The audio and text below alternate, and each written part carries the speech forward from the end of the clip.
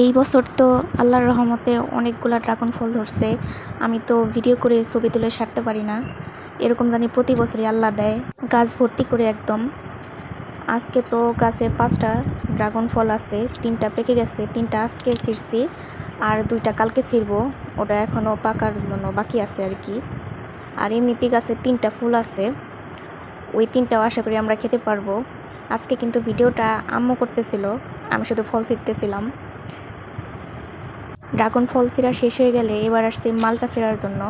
এগুলোর রং কিন্তু এমন সবুজই থাকবে, কমলা বর্ণ হয় না এগুলো। আর এটা কিন্তু অনেক মিষ্টি, অনেক মজাও কিন্তু এই ফলটা খাইতে। দেখতে সবুজ হইলেও ভিতরে কিন্তু কাঁচা না, খেতে কিন্তু বেশ ভালো। মাশাল্লাহ, আল্লাহ যেন প্রতি বছরই আমাদের গাছ ভর্তি করে দেয়। এই তো এগুলো আজকে ছিঁড়ছি। আমাদের আরেকটা মালটা গাছ আছে, সেখান থেকে আম্মু একটা ছিঁড়তেছিল আর তখন আমি ভিডিও করতেছিলাম। এখন আম্মু ফলগুলো একটা একটা করে সব ব্যাগে ভরে নেবে।